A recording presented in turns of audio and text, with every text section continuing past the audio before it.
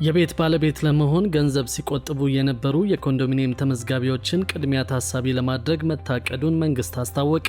ይህንን ለማሳካትም ከ60 እስከ 70 በመቶ የግንባታ ግብዓት ወጪን የሚቀንስ አዲስ የግንባታ ቴክኖሎጂን በመጠቀም ቤቶችን መገንባት መጀመሩ ታውቋል። በሌላ በኩል ደግሞ መንግስት የግለሰቦችን የባንክ እንቅስቃሴ በትኩረት በማጣራት ላይ መሆኑን አውቀናል። አጠራጣሪ ግብይት ላይ ከሚከናወነው ምርመራ በተጨማሪ በርካታ ሰዎችን በቁጥጥር ስር እንዲውሉ ተደርጓል። ሰላም ቤተሰቦቻችን፣ መረጃዎቹን የት ሀገርና የት ከተማ ሆናችሁ እየተከታተላችሁ እንደምትገኙ በሐሳብ መስጫው ላይ ጻፉልን። አሁን ዝርዝር መረጃዎቹን አንድ በአንድ ወደ እናንተ እናደርሳለን። እስከ መጨረሻው አብራችሁን ቆዩ።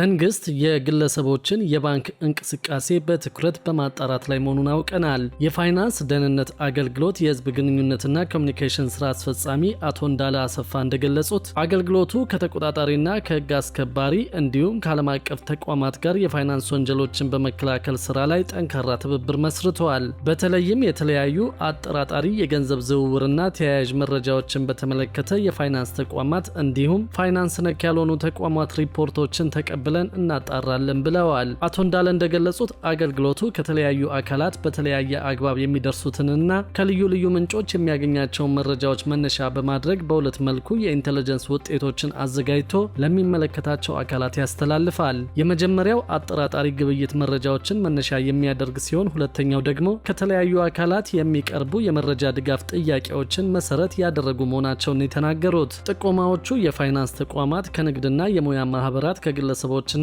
ከተለያዩ ምንጮች የሚገኙ መሆናቸውንም ነው የተናገሩት። ባለፉት ወራት አገልግሎቱ ከ5000 በላይ የአጠራጣሪ የግብይት መረጃዎችን መቀበሉን አስታውቀዋል። አገልግሎቱ ትንተና ያከናወነባቸው 133 የፋይናንስ ምርምር ውጤቶች በፌዴራልና በክልል ደረጃ ለሚገኙ የህግ አካላት ያስተላለፈ ሲሆን የፋይናንስ ምርመራ ውጤቶቹ የ567 ተጠርጣሪዎችን መረጃዎች ያካተቱ መሆናቸውንም የገለጹት።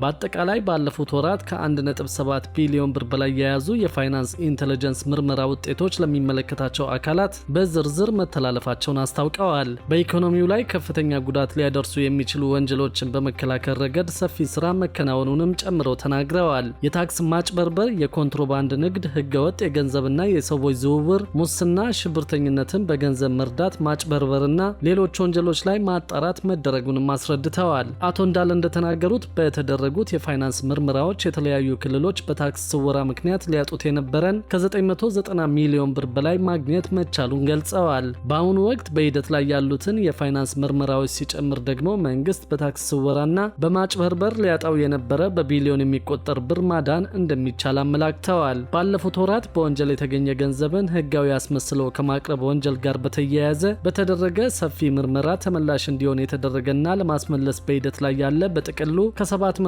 ሚሊዮን ብር በላይ መኖሩንም አንስተዋል። ከዚሁ ጎን ለጎንም አገልግሎቱ ለባለድርሻ ተቋማት የፋይናንስ መረጃ ድጋፍ መስጠቱን ጠቁመው ባለፉት ወራት ብቻ ከሙስና ከህገወጥ ገንዘብ ዝውውርና ከተለያዩ ጉዳዮች ጋር የተያያዙ 223 የመረጃ ድጋፍ ጥያቄዎች ቀርበው ድጋፍ ተሰጥቷል ብለዋል። ምላሽ የተሰጠባቸው የፋይናንስ ኢንተለጀንስ የመረጃ ድጋፍ ጉዳዮች በውስጣቸው ከ2000 በላይ ተጠርጣሪዎችን መረጃ የያዙ መሆናቸውንም አቶ እንዳለ ገልጸዋል። የፋይናንስ ደህንነት አገልግሎቱ የህገወጥ የፋይናንስ ወንጀሎችን ለመቆጣጠር ከጸጥታና ከደህንነት ተቋማት እንዲሁም ደግሞ ከተለያዩ ባለድርሻ አካላት ጋር የሚያደርገውን ትብብር አጠናክሮ እንደሚቀጥል አስታውቀዋል። በሌላ በኩል ደግሞ የቤት ባለቤት ለመሆን ገንዘብ ሲቆጥቡ የነበሩ የኮንዶሚኒየም ተመዝጋቢዎች ቅድሚያ ታሳቢ ለማድረግ መታቀዱን መንግስት አስታወቀ። ይህንን ለማሳካትም ከ60 እስከ 70 በመቶ የግንባታ ግብዓት ወጪን የሚቀንስ አዲስ የግንባታ ቴክኖሎጂን በመጠቀም ቤቶችን በአጭር ጊዜ መገንባት መጀመሩ ታውቋል። ለሀገሪቱ የመጀመሪያ የሆነው ኮልድ ፎርምድ ስቲል ወይም ሲኤፍኤስ የግንባታ ቴክኖሎጂን በመጠቀም የሚገነቡ ቤቶች ከ60 እስከ 70 በመቶ የግንባታ ግብዓት ወጪን እንደሚቀንስ የአዲስ አበባ ቤቶች ልማት ኮርፖሬሽን አስታወቀ። የኮርፖሬሽኑ ዋና ዳይሬክተር ኢንጂነር ቶማስ ደበሌ በመዲናዋ የሚከናወነውን የቤቶች ግንባታ አስመልክቶ በሰጡት መግለጫ አዲሱ ቴክኖሎጂን በመጠቀም የሚገነቡት ቤቶች ከ60 እስከ 70 በመቶ የግንባታ ግብዓት ወጪን እንደሚቀንስ ተናግረዋል። በመዲናዋ የቤት ልማት ፕሮግራም ረዥም ዕድሜ ቢኖረውም በመፍጠርና በመፍጠን ባለመመራቱ ምክንያት ከተማ አስተዳደሩ ለበርካታ ዕዳ ተዳርጎ እንደነበር አይዘነጋም ሲሉ ዋና ዳይሬክተሩ ገልጸዋል። ከተማ አስተዳደሩ ይህንን ታሪክ ለመቀየርና አሻሽሎ ለመምራት የስራ ባህልን ማሻሻልና ማሳደግ እንዲሁም አዳዲስ የቤት ልማት ቴክኖሎጂዎችን ወደ ሀገር ውስጥ በማስገባት ላይ እንደሚገኝ ጠቁመዋል። በዚህም መሰረት ከተያዘው ዓመት ጀምሮ በመዲናዋ 100,000 ቤቶችን ቤቶችን ለመገንባት ታቅዶ ዘርፈ ብዙ እንቅስቃሴዎች እየተደረጉ እንደሚገኙ ዋና ዳይሬክተሩ ገልጸዋል። በዚህ የቤት ልማት ፕሮጀክት ቀደም ሲል የቤት ባለቤት ለመሆን ገንዘብ ሲቆጥቡ የነበሩ ዜጎችን ቅድሚያ ታሳቢ ለማድረግ መታቀዱን ገልጸዋል። 100 ሺህ ቤቶችን ለመገንባት ሲታሰብ 50 ሺውን በመንግስትና በግለሰቦች አጋርነት እንዲሁም ደግሞ 50 ሺውን በመንግስት አቅም ለመገንባት አስፈላጊ የሚባሉ የቴክኖሎጂ ስራዎች ተሰርተዋል ብለዋል።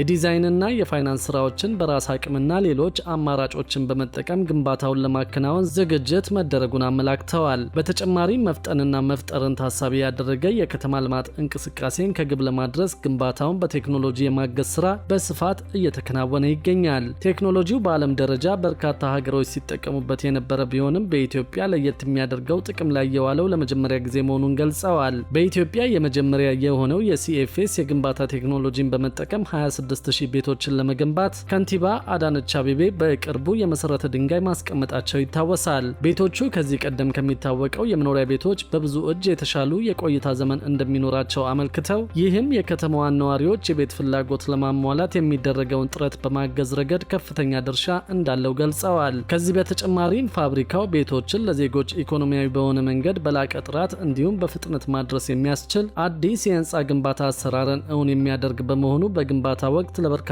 ዜጎች የስራ ዕድል እንደሚፈጥር ገልጸዋል። የአዲስ አበባ ቤቶች ልማትና አስተዳደር ቢሮ ኃላፊ ቅድስት ወልደ ጊዮርጊስ በበኩላቸው እንደተናገሩት የተጀመረው የቤት ግንባታ የቤት ልማት መርሃ ግብሩን ሁሉን አቀፍና ተደራሽ በማድረግ ለዜጎች የተሻለ መጠለያን ለማጎናጸፍ አስቻይ ሁኔታ ይፈጥራል ብለዋል። አስተዳደሩ የቤት ልማት መርሃ ግብሩን የሚያቀላጥፉ ቴክኖሎጂዎችን ከሁሉም አቅጣጫ በማፈላለግ የመኖሪያ ቤት ተደራሽነት ላይ ትኩረት አድርጓል ያሉት ኃላፊዋ በዚህም ተጨባጭ ውጤቶችን በማስመዝገብ ላይ እንገኛለን ሲሉ ተናግረዋል። ይህን የቤት ግንባታ ሳይትም ከቴክኖሎጂ ጋር በማስተሳሰር በመፍጠርና በመፍጠን መርህ ባጠረ ጊዜ ለማጠናቀቅ ቃል ገብተዋል። ከንቲባ አዳነች አቤቤ በ2018 ቅድሚያ የሚሰጠው የቤት ግንባታና የውሃ አቅርቦትን ማሻሻል ነው ሲሉ በቅርቡ መናገራቸው ይታወሳል። የአዲስ አበባ ከተማ ምክር ቤት ባለፈው ሐምሌ ወር መጀመሪያ ላይ ባደረገው መደበኛ ጉባኤው 350.1 ቢሊዮን ብር በጀት ማጽደቁ የሚታወስ ነው። ከዘንድሮ የአዲስ አበባ ከተማ በጀት ውስጥ ለቤቶች ልማት ዘርፍ የተመደበው 24.6 ቢሊዮን ብር እንደሆነ ታውቋል። ጠቅላይ ሚኒስትር አብይ አህመድም በቅርቡ መንግስት 1.5 ሚሊዮን ቤቶችን ለመገንባት ማቀዱን ማስታወቃቸው ይታወሳል።